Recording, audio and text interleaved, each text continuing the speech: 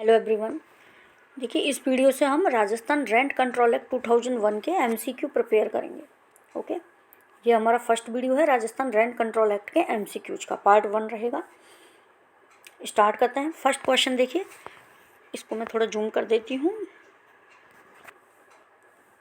Under section 2A of Rajasthan rent control act 2001, in the absence of any specific contract, the word amenities does not include। तो देखिए option हमारे पास क्या क्या है। Workshop and motor garage, staircase and lifts, sanitary services, telephone and TV cable services. तो देखिए, अगर कोई स्पेसिफिक कॉन्ट्रैक्ट नहीं भी होता तब भी ये जो 3 ऑप्शन है ना, स्टेयरकेस एंड लिफ्ट्स मतलब सीढ़ियाँ और lift, sanitary services, telephone and TV cable services, ये तो बिना किसी कॉन्ट्रैक्ट के भी एम्यूनिटीज़ में इंक्लूड होती हैं। लेकिन वर्कशॉप एंड मोटर गैराज, ये ऑप्शन, ये स्पेसिफिक कॉन्ट्रैक्ट होता है तभी उसके साथ में लगा हुआ workshop and motor garage amenities में इंक्लूड माना जाता है। Okay, first option. Next question देखिए, a rent tribunal shall consist of how many person. ठीक है, तो 1 person only as the presiding officer. Section 13 बताता है हमें कि रेंट ट्रिब्यूनल में कितने पर्सन होंगे, only 1 person as presiding officer. Third question देखिए, whether the High Court may authorize presiding officer of one rent tribunal to discharge the functions of presiding officer of another rent tribunal also। ये क्या कह रहे हैं कि क्या high court ऐसे authorise कर सकती है कि एक प्रिजाइडिंग ऑफिसर है एक रेंट ट्रिब्यूनल का, वो दूसरे रेंट ट्रिब्यूनल के प्रिजाइडिंग ऑफिसर के फंक्शंस को डिस्चार्ज कर सके। यस, कर सकता है। ठीक है, और इसका सेक्शन कौन सा होगा, सेक्शन 13 में ये बात कही गई है। नेक्स्ट देखिए, question number 4, under section 18 of Rajasthan rent control act, the rent tribunal shall in deciding such petitions to which provisions content in chapter 2 and 3 of this act do not apply have due regard to the provisions of the। देखिए क्या कह रहे हैं कि under section 18 क्या है, जो rent tribunal है ना, वो चैप्टर 2 और 3 में जो प्रोविजंस अप्लाई हुए हैं उनको जहाँ अप्लाई नहीं कर सकती। ठीक है, rent tribunal shall in deciding petitions, petition को डिसाइड करने में जहाँ पर चैप्टर 2 और 3 के प्रोविजंस को यूज नहीं कर सकती, वहाँ पर किस चीज़ को ड्यू रिगार्ड लिया जाएगा, TP act, Indian contract act, civil procedure code या इंडियन ईजमेंट एक्ट। तो इसका आंसर होगा फर्स्ट एंड सेकंड, मतलब टीपी एक्ट 1882 और इंडियन कॉन्ट्रैक्ट एक्ट 1872, इन दोनों के प्रोविजंस वहाँ पर अप्लाई होंगे। ठीक है, नेक्स्ट क्वेश्चन हम देख लेते हैं। Question number 5, amongst the following statements which statement is correct. देखिए, rent tribunal and the appellate rent tribunal shall be bound by the procedure laid down in civil procedure code 1908। Second option देखते हैं, हमें correct option देखना है। Okay, rent tribunal and appellate rent tribunal shall not be guided by principle of natural justice. Third option देखिए, rent tribunal shall not grant any adjournment without written application and recording the reasons therefor in writing. ठीक है, और fourth option है हमारा, the rent tribunal and the appellate rent tribunal shall not have any powers to regulate their own procedure. ठीक है, तो मैं पहले आंसर आप देख लो। थर्ड ऑप्शन आपका करेक्ट होगा इसमें, कि रेंट ट्रिब्यूनल को कोई भी एडजॉर्नमेंट देना है, मतलब स्थगन करना है, तो कब तक नहीं देगी, जब तक रिटन एप्लीकेशन नहीं दी जाए एप्लीकेंट के द्वारा, और उसके जो रीजन्स हैं उनको राइटिंग में देना पड़ेगा। ठीक है, और बाकी के ऑप्शन देख लीजिए, rent tribunal and appellate rent tribunal shall be bound by the procedure laid down in civil procedure code. ये गलत है, क्योंकि रेंट ट्रिब्यूनल और एपिलेट रेंट ट्रिब्यूनल ये ही इसी एक्ट के, राजस्थान रेंट कंट्रोल एक्ट के प्रोविजंस से बाउंड होगी, ना कि सीपीसी के प्रोविजन से। सेकंड देखिए, not be guided by principle of natural justice, गलत, सारे लॉ नेचुरल जस्टिस पर चलते हैं।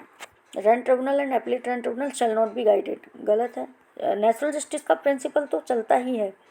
ओके, फोर्थ ऑप्शन है, rent tribunal and appellate rent tribunal shall not have any powers to regulate their own procedure. तो अपने procedure को apply करने के लिए, रेगुलेट करने के लिए उनके पास कोई पावर नहीं होती। तो ये रॉन्ग हो गया आपका ऑप्शन थर्ड सही हो गया। सेक्शन 21 इसको डील करता है। नेक्स्ट क्वेश्चन देखिए,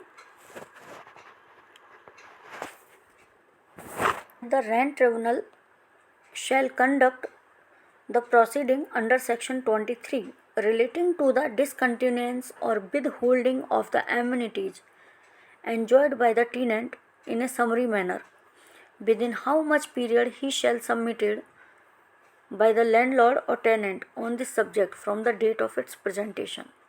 देखिए क्या क्वेश्चन समझाती हूँ आपको कि रेंट ट्रिब्यूनल कंडक्ट करेगा प्रोसीडिंग को अंडर सेक्शन 23 किसके रिगार्डिंग, जो भी एम्यूनिटीज़ एंजॉय की जा रही थी टेनेंट के द्वारा उनको डिसकंटिन्यू या विदहोल्ड कर दिया गया है, उनको समरी मैनर में उसको प्रोसीड करना है। ओके, तो कितने पीरियड के अंदर, ठीक है, कितने टाइम पीरियड के अंदर लैंडलॉर्ड या टेनेंट के द्वारा इस सब्जेक्ट पर इसके प्रेजेंटेशन से मैटर को सबमिट किया जाएगा। ठीक है, तो अब देखिए आप 30 डेज, 60 डेज, 90 डेज और 120 डेज। तो 60 डेज का टाइम पीरियड है समरी मैनर में, 60 डेज के अंदर सबमिट करना पड़ेगा from the date of its presentation. Next देखिए, who may authorise the presiding officer of one rent tribunal to discharge function of presiding officer of another rent tribunal. ठीक है, एक जो रेंट ट्रिब्यूनल है उसके प्रिजाइडिंग ऑफिसर्स को दूसरी rent tribunal के प्रिजाइडिंग ऑफिसर के फंक्शंस को डिस्चार्ज करने के लिए कौन ऑथराइज करेगा, हाई कोर्ट करेगी। नेक्स्ट देखिए, among is the following statements which statement is correct. First है, state government shall constitute such number of appellate rent tribunals and at such places as may be deemed necessary by it by notification in official gazette। Next देखिए, second option है, where two or more appellate rent tribunals are constituted for any area, the state government may by general or special order regulate the distribution of business among them। Third question देखिए, third option, An appellate rent tribunal shall consist of one person only as the presiding officer of appellate rent tribunal to be appointed by high court। कि जो appellate rent tribunal है उसमें one person होगा as a presiding officer. ठीक है, तो तीनों ही ऑप्शन यहाँ करेक्ट है, हमारा आंसर होगा fourth, all of the above. Next देखिए, question number 9, the appellate rent tribunal shall fix of date of hearing which shall not be later than from the date of service of notice of appeal on the respondent। ये क्या कह रहे हैं कि जो appellate tribunal है वो hearing की डेट फिक्स, एपिलेट ट्रिब्यूनल में कब जाएगा आदमी, अपील के लिए जाएगा। तो अपील का टाइम कितना दिया हुआ है, 45 डेज।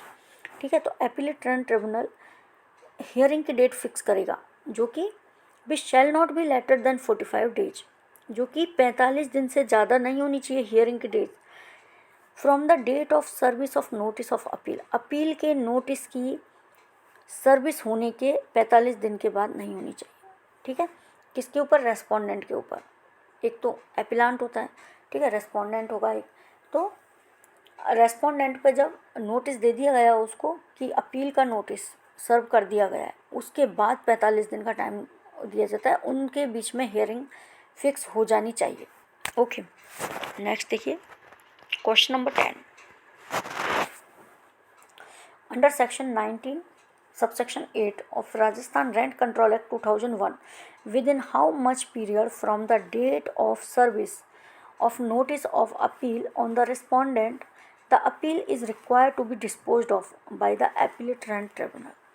ये क्या करें कि जो अंडर सेक्शन 19(8) में क्या दिया हुआ है कि कितने पीरियड के अंदर, जैसे रिस्पोंडेंट को नोटिस दे दिया, सर्विस सर्व कर दिया अपील का, ठीक है, कि अपील के लिए अप्लाई किया गया है, उसके कितने दिन के बाद, कितने दिन के अंदर उसको डिस्पोज ऑफ कर दिया जाएगा।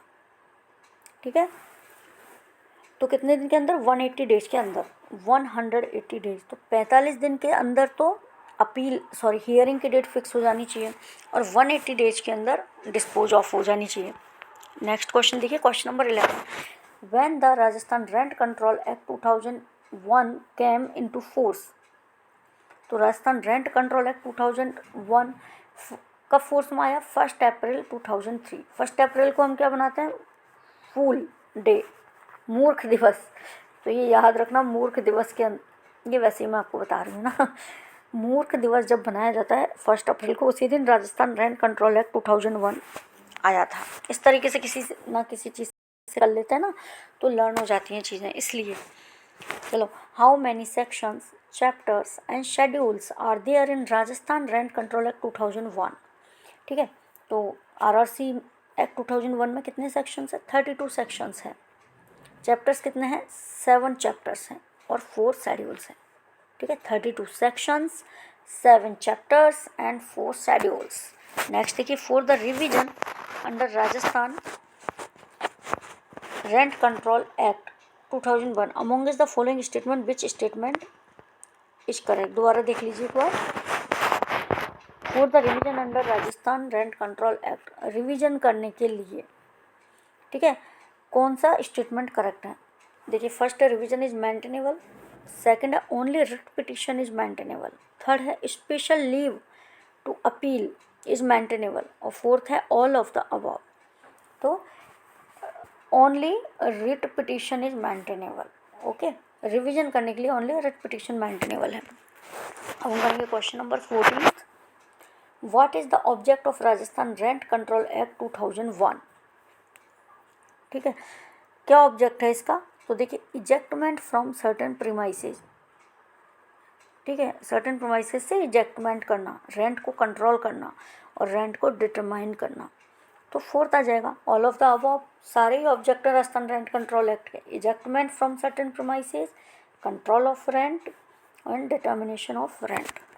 क्वेश्चन नंबर 15 देखिए, Rajasthan rent control act 2001 shall extend.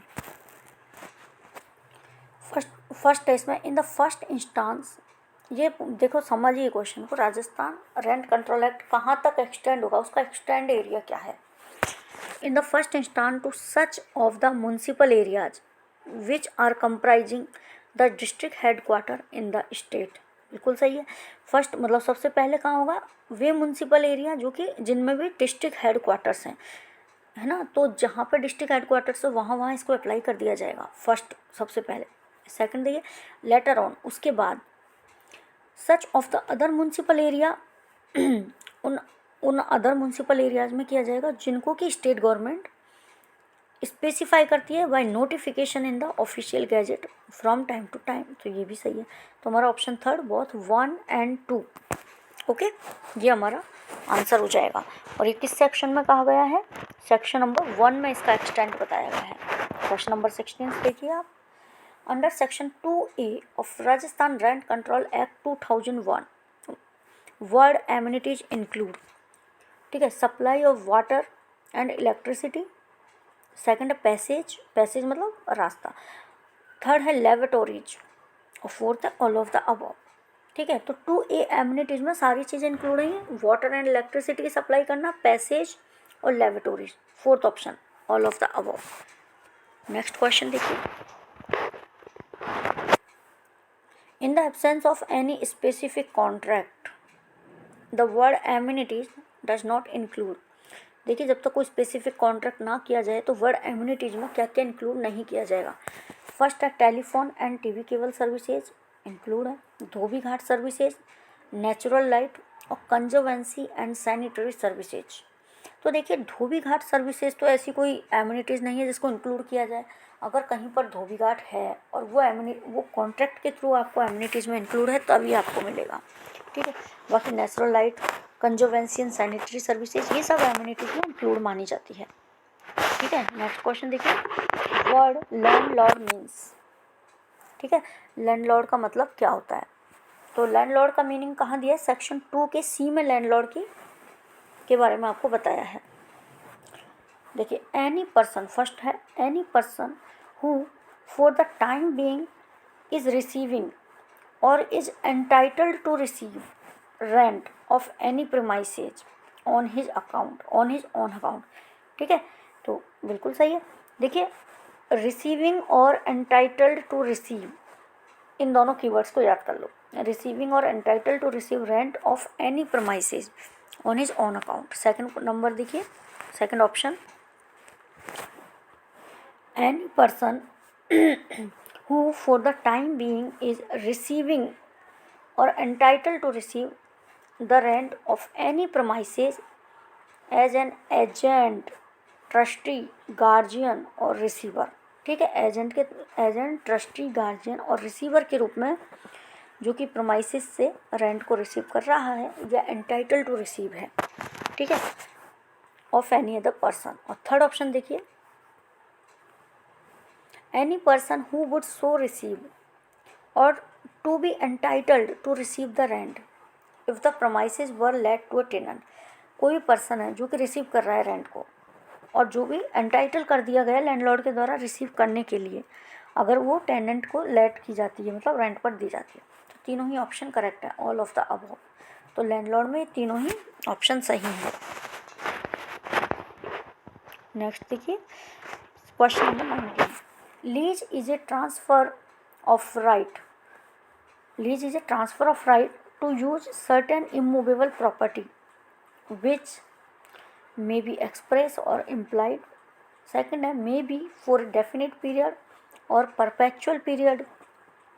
और थर्ड है it is in the form of any consideration. तो क्या होगा इसका, ऑल ऑफ द अबव। ये हमें दिया गया है, कौन सा दिया गया है, सेक्शन 2 के डी में हमें बताया गया है लीज इसके बारे में। Lease is a transfer of right to use certain immovable property. कोई भी इमूवेबल प्रॉपर्टी है उसके राइट्स को ट्रांसफ़र किया जाता है लीज में, ठीक है। उसके यूज, मतलब कोई भी इमूवेबल प्रॉपर्टी है उसको यूज करने का जो राइट है ना, उसको ट्रांसफ़र किया जाता है। और वो कैसी होगी, एक्सप्रेस हो सकता है और इम्प्लाइड हो सकता है। किसी भी डेफिनेट पीरियड के लिए होता है, हो सकता है, और परपेचुअल के लिए भी हो सकता है, और किसी कंसिडरेशन के फॉर्म में होता है। तो option 4 all of the above.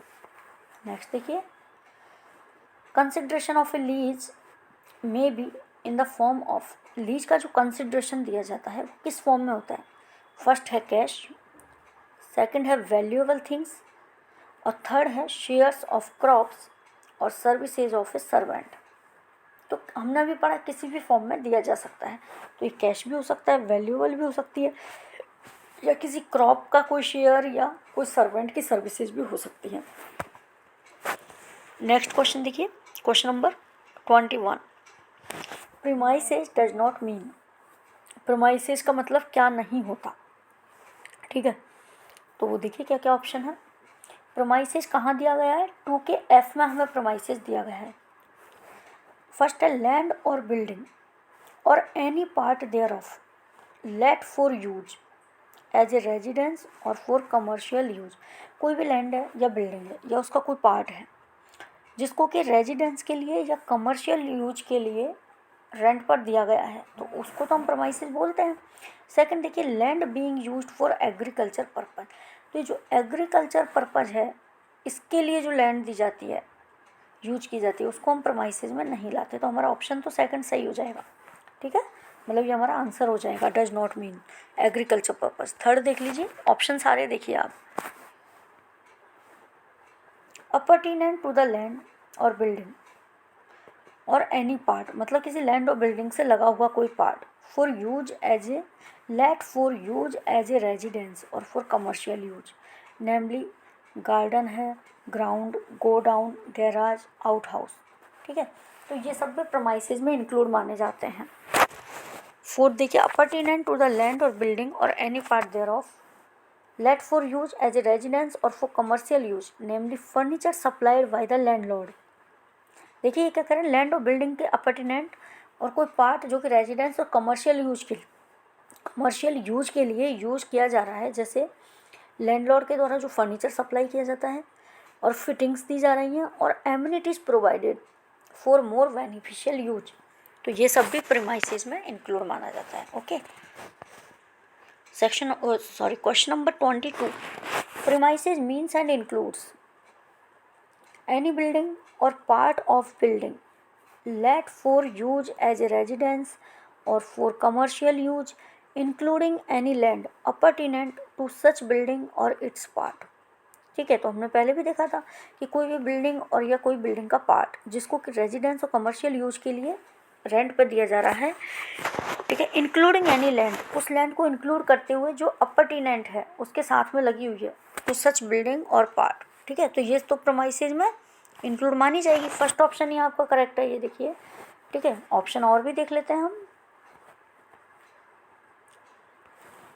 Accommodation in A hotel और धर्मशाला, ये प्रोमाइसेज में नहीं आएगा। ठीक है, अकोमोडेशन इन सराय, इन और लॉजिंग हाउस और इन ए बोर्डिंग हाउस और हॉस्टल, तो ये सब नहीं आएगा आपके किसमें, प्रोमाइसेज में इंक्लूड नहीं माना जाएगा। ओके, अब है हमारा question number 23, tenant includes.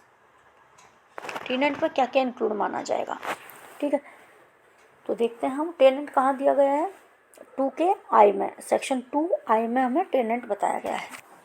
The person who is continuing in its position after the termination of his tenancy otherwise than by an order और decree for eviction.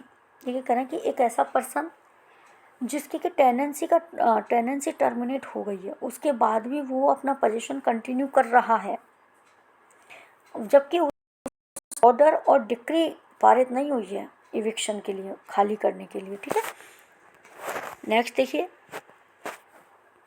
In the event of death of the person in case of premises let out for residential purpose. देखिए, residential purpose के लिए कोई प्रमाइसेज rent पे दी गई, ठीक है, और उस पर्सन की डेथ हो गई जिसने वो ली है। His surviving spouse, son, daughter, mother, father. ठीक है, surviving spouse, son, daughter, mother, father who had been ordinarily residing with him in such premises as member of his family upon his death. उसकी death के time पे ये जो सारे member है ना, उसके सर्वाइविंग स्पाउस मतलब उसका हस्बैंड है तो वाइफ है तो हस्बैंड, सन, डॉटर, ठीक है, और मदर, फादर, जो कि ऑर्डिनरीली उसके साथ ही रह रहे थे उस प्रमाइसेज में, तो वो भी टेनेंट माने जाएंगे। ठीक है, थर्ड देखिए, in the event of death of the person in case of premises let out for commercial purpose. ठीक है, वहाँ पे रेजिडेंशियल था, यहाँ कमर्शियल है। कमर्शियल पर्पज के लिए किसी पर्सन को लेट आउट की गई और उस पर्सन की डेथ हो गई और उसके surviving spouse, son, daughter, mother, father who had been ordinarily carrying on business, जो कि ऑर्डिनरीली बिजनेस को कैरी ऑन कर रहे थे उसी प्रमाइसेज में। ठीक है, as member of his family up to his death, उसकी डेथ के टाइम तक, तो वो सभी टेनेंट माने जाएंगे, all of the above. Question number 24, senior citizen means a citizen of India who has attained as of 65 years. ठीक है, एक ऐसा सिटीजन जिसकी एज 65 ईयर्स है तो उसको सीनियर सिटीजन माना जाएगा इस एक्ट के अंदर। सीनियर सिटीजन की एज 65 दी है। नेक्स्ट क्वेश्चन देखिए, question number 25, premises means any building or part of a building other than a farm building। ठीक है, इसमें फार्म बिल्डिंग इंक्लूड नहीं मानी जाती। let और intended to be let for use as a residence or for commercial use or for any other purpose। ठीक है, ये क्या कर रहा है कि premises का मतलब कोई भी बिल्डिंग या बिल्डिंग का कोई भी पार्ट जिसमें कि फॉर्म की बिल्डिंग इंक्लूड नहीं है, खेत वगैरह। ठीक है, लेट और intended to be let for use as a residence और कमर्शियल यूज, जिसको कि रेजिडेंस और कमर्शियल यूज के लिए यूज किया गया, उसमें क्या क्या इंक्लूड होता है। फर्स्ट ऑप्शन देखिए, the gardens, grounds, godowns, garages and out houses if any appurtenant to such building और पार्ट, तो ये तो होता है इंक्लूड। नेक्स्ट देखिए, any furniture supplied by the landlord for use in such building और part and any fitting affixed to and amenities provided in such building or part for the more beneficial enjoyment thereof। ये भी सही है, ये भी होता है। Next देखिए option, any land appurtenant to and let with any such building और पार्ट, कोई भी लैंड जो कि अपरटेनेंट है उसके साथ में लगी हुई है, उस बिल्डिंग के साथ लेट की गई है। ठीक है, तो ये सारे option all of the above. ये सारे ही ऑप्शन करेक्ट हैं। ठीक है, तो इसका सेक्शन कौन सा होगा? सेक्शन 2 का F। 2F में प्रीमाइसेस के बारे में हमें बताया गया है। नेक्स्ट क्वेश्चन देख लीजिए, क्वेश्चन नंबर 26। एवरी टेनेंट शैल पे the rent by day of month next following the month for which the rent is payable. तो मतलब कोई भी टेनेंट है वो किसी भी मंथ की 15th day of the month, मतलब 15 तारीख तक उसको रेंट पे करना होगा। ठीक है, by 15th day of the month next following the month for which rent is payable. Okay, 15 तारीख तक। नेक्स्ट क्वेश्चन देखिए, question number 27। By what mode a tenant shall make payment और remit the rent to the landlord और his duly authorise agent. किस मोड के द्वारा, यानी किस तरीके से एक टेनेंट पेमेंट करेगा रेंट का लैंडलॉर्ड को, ठीक है, या उसके एजेंट को? तो देखिए, फर्स्ट ऑप्शन है पर्सनली देगा बाई कैश, चेक और bank draft. Second option by depositing in the bank account of landlord as specified by him. और थर्ड ऑप्शन है remitting through postal money order के थ्रू रिमिट करना। तो कोई भी मोड वो अप्लाई कर सकता है। तो ऑप्शन नंबर 4, 1, 2 और 3। ठीक है, नेक्स्ट क्वेश्चन देखिए, 28। क्वेश्चन बड़ा है, थोड़ा पेशेंस के साथ देखना। According to the formula indicated under section 6A। ठीक है, 6A में जो फॉर्मूला दिया गया है of Rajasthan rent control act 2001, the rent shall be revised where the premises have been let out prior to 1 January 1950। ये क्या कह रहे हैं कि देखिए, जब कोई प्रमाइसेज 1 जनवरी 1950 से पहले लेट आउट की गई है, it shall be deemed to have been let out on 1 January 1950। तो ये क्या माना जाएगा कि इसको 1 जनवरी 1950 को लेट आउट किया गया है। And the rent payable at that time shall be liable to be increased at the rate of 5% per annum. ठीक है, जो मतलब कि रेंट होगा वो कितना इंक्रीज होगा? 5% पर एनम के हिसाब से इंक्रीज होगा। And the amount of increase of rent shall B merge in such rent after 10 years. 10 years के बाद में ये जो इंक्रीज अमाउंट है वो उसमें मर्ज कर दिया जाएगा।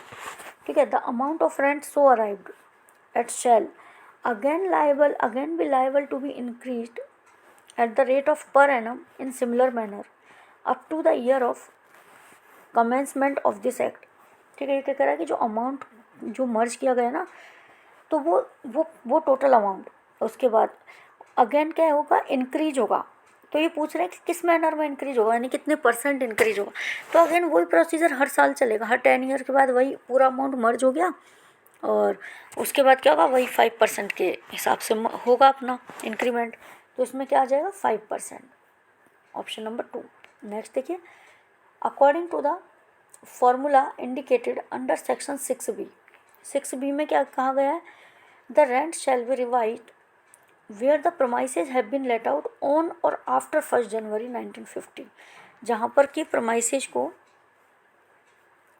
1 जनवरी 1915 के बाद में या उस दिन से लेट आउट किया गया है, तो rent payable at the time of commencement of the tenancy shall be liable to be increased at the rate of 5% per annum. ठीक है, जो रेंट पे होगा टेनेंसी के कमेंसमेंट होने के बाद वो 5% पर एनम के हिसाब से इंक्रीज किया जाएगा। And the amount of increase of rent shall B merged in such rent after 10 years. 10 साल के बाद जो पूरा मर्ज अमाउंट है वो उसमें मर्ज हो जाएगा। The amount of rent so arrived at shall again be liable to be increased at the rate of 5% per annum. तो इस तरीके से जो रेंट का अमाउंट है वो इंक्रीज होगा 5% पर एनम के हिसाब से इन सिमिलर मैनर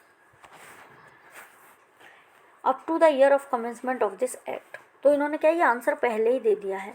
5% पूछा है इसमें कि है ना, कितना दोबारा 10 ईयर्स के बाद जब वो अमाउंट मर्ज होता है तो कितना % इंक्रीज दोबारा से लगेगा, किस मैनर में होगा? 5% के हिसाब से ही इंक्रीज होगा। ओके, नेक्स्ट देखिए, question number 30। In the absence of any agreement to the contrary the rent of the premises let out after commencement of this act shall be liable to be increased at the rate of 5% per annum, and the amount of increase of rent shall be merged in such rent after 10 years. Such rent shall further be liable to be increased at the similar rate and merged in similar manner. ठीक है, मतलब ये क्या कह रहे हैं कि उस रेंट को वो दोबारा से क्या होगा, सिमिलर रेट और सिमिलर मैनर में ही, सिमिलर रेट में ही इंक्रीज होगा, सिमिलर मैनर में ही मर्ज किया जाएगा टिल द टेनेंसी सबसिस्ट। तो वो कितना कितना होगा दोबारा, 5% होगा। ठीक है, वही एक ही मतलब एक ही चीज़ है, उसको बार बार अलग अलग तरीके से 1 जनवरी 1950 के पहले हुआ तो 1 जनवरी 1950 के बाद हुआ तो इस तरीके से आपको दिया जा रहा है। लेकिन ध्यान रखिए तीनों ही तरीके से 5% ही इंक्रीमेंट लगेगा, इस चीज़ को आप याद रख लीजिए। Any agreement for increase of rent in excess of 5% per annum shall be, ये क्या करें, कोई भी एग्रीमेंट है जिसमें कि रेंट का इंक्रीज, रेंट जो इंक्रीज किया जा रहा है ना वो 5% पर एनम से एक्सेस में है, तो वो क्या होगा, shall be void to that extent. मान लो 10% इंक्रीज कर रहे हैं तो वो वॉइड टू डेट एक्सटेंट मतलब 5% तो वैलिड माना जाएगा और 5% को वॉइड माना जाएगा। ठीक है, तो उस एक्सटेंट तक उसको वॉइड मान लिया जाएगा। क्वेश्चन नंबर 32 देखिए, as per section 8 of Rajasthan rent control act 2001 a landlord may let out premises for residential purpose for a limited period not exceeding. ये क्या कह रहे हैं कि एज पर सेक्शन 8 में क्या बताया कि लैंडलॉर्ड प्रोमाइसेज को एक लिमिटेड पीरियड के लिए ही रेजिडेंशियल पर्पज को लेट आउट कर सकता है। मतलब एक लिमिटेड पीरियड, एक फिक्स पीरियड है, उस टाइम पीरियड के लिए ही वो लेट आउट करेगा, किराए पर देगा, और वो पीरियड कितना होना है, 3 साल से ज़्यादा नहीं होना चाहिए, not exceeding 3 years. Question number 33 देखिए, the certificate for recovery of possession issued under section 8 shall lapse if petition for execution thereof has not been filed before the tribunal within from the date such certificate becomes executable। तो इसका answer होगा 6 months। Question को दोबारा समझ लीजिए, एक possession का जो रिकवरी के लिए, जो पोजेशन की रिकवरी करनी है आपको टेनेंट से, उसके लिए एक सर्टिफिकेट बनवाया जाता है लैंडलॉर्ड के द्वारा। तो वो कब लैप्स हो जाता है, उसका टाइम पीरियड कितना होता है, 6 months होता है। तो सर्टिफिकेट जब से एग्जीक्यूट होता है उस डेट से 6 month के अंदर अगर आपने कोई एप्लीकेशन फाइल नहीं की, ठीक है, तो वो क्या होगा, अपने आप लैप्स हो जाएगा। नेक्स्ट देखिए,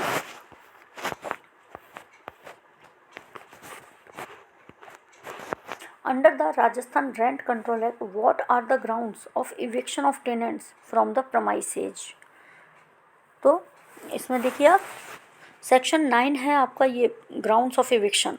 ठीक है, फर्स्ट ऑप्शन देखिए, the tenant has neither paid nor tendered the amount of rent due from him for 4 months।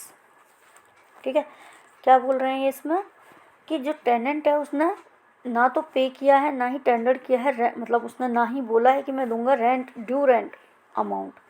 ठीक है, 4 months तक टाइम पीरियड याद रखें, 4 महीने तक उसने अमाउंट पे नहीं किया है।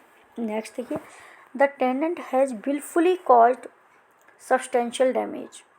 विलफुली उसने सब्सटेंशियल डैमेज किया है और without the permission of landlord made any construction, मतलब बिना किसी लैंडलॉर्ड की परमिशन के उस पर कंस्ट्रक्शन कर दिया। Which has materially altered the premises, उसके वजह से क्या हुआ, मटीरियली ऑल्ट्रेशन हो गया उसमें।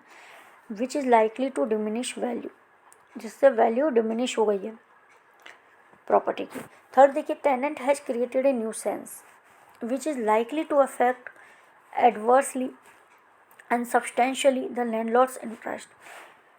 टेनेंट ने न्यूसेंस क्रिएट किया हुआ है जिससे कि एडवर्सली और सब्सटेंशियली अफेक्ट हो रहा है लैंडलॉर्ड का इंटरेस्ट। तो इसमें सारे ही ऑप्शन आपको सही दिए हुए हैं, दोबारा से देख लीजिए। टेनेंट ने ना तो रेंट पे किया है, ना ही कोई अमाउंट ड्यू अमाउंट का पे करने के लिए कोई टेंडर हुआ है, 4 मंथ्स तक के लिए, ठीक है। सेकंड देखिए, कोई विलफुली सब्सटेंशियल डैमेज हुआ है without the permission of landlord, construction कर दिया गया है, ठीक है, जिसके कारण मटेरियल ऑल्ट्रेशन हो गया है और वैल्यू डिमिनिश हुई है। अगर वैल्यू बढ़ गई है तो ये ग्राउंड नहीं होगा, अगर वैल्यू डिमिनिश हुई है तभी ग्राउंड माना जाएगा। और टेनेंट ने एक न्यूसेंस क्रिएट कर रखा है जिसकी वजह से लैंडलॉर्ड का इंटरेस्ट एडवर्सली अफेक्ट कर रहा है, ठीक है। तो हमारा ऑप्शन होगा, आंसर होगा फोर्थ ऑप्शन, 1, 2, 3 तीनों ही करेक्ट है। अब देखिए question number 35, which ground is available to the landlord to evict his tenant under this act. इसमें और अदर ग्राउंड्स आपको बताए गए हैं, ठीक है। The tenant has assigned, sublet और parted with the possession of whole or part of the premises without written permission of landlord, ठीक है। ये क्या करें कि टेनेंट ने या तो किसी दूसरे को असाइन कर दिया या सबलेट कर दिया या किसी पूरे पार्ट से या प्रमाइसिस के किसी एक पार्ट से वो अलग हो गया है बिना किसी रिटर्न परमिशन के, लैंडलॉर्ड की बिना किसी रिटर्न परमिशन के। सेकंड ऑप्शन देखिए, the tenant has renounced his character as such और denied the title of the landlord. या तो टेनेंट ने अपने कैरेक्टर को रिनाउंस कर दिया है, छोड़ दिया है, टेनेंट के कैरेक्टर को रिनाउंस कर दिया है, या denied the title of landlord, landlord के टाइटल को वो कह रहा है ये तो लैंडलॉर्ड है ही नहीं, मैं तो उसको रेंट नहीं दूंगा, ये तो लैंडलॉर्ड मालिक नहीं है यहाँ का। तो denied the title of landlord and the latter has not waived his right, जबकि दूसरे व्यक्ति ने अपना राइट वेव नहीं किया है और condoned the conduct of tenant, ठीक है। नेक्स्ट देखिए, the premises were let out for residential purpose but have been put to commercial use wholly और पार्शियली। प्रमाइसेज रेजिडेंशियल पर्पज के लिए लेट आउट की गई थी लेकिन कमर्शियल यूज के लिए उसको यूज में लिया जा रहा है, या तो पूरी तरह, होली या पार्शियली। ओके, तो हमारा ऑप्शन होगा फोर्थ। इसमें सारे ही ऑप्शन ग्राउंड इविक्शन के ग्राउंड बताए गए हैं टेनेंट के बाय द लैंडलॉर्ड। सेक्शन 9 है ये। तो हमने यहाँ तक कितने क्वेश्चन कर लिए? 35 क्वेश्चन हमने किए हैं। ये पार्ट में इतना ही रखूँगी, इसके बाद पार्ट सेकंड लाऊंगी राजस्थान रेंट कंट्रोल एक्ट का, ठीक है। तो थैंक यू, बने रहिए आगे के वीडियोज़ में भी। Thank you.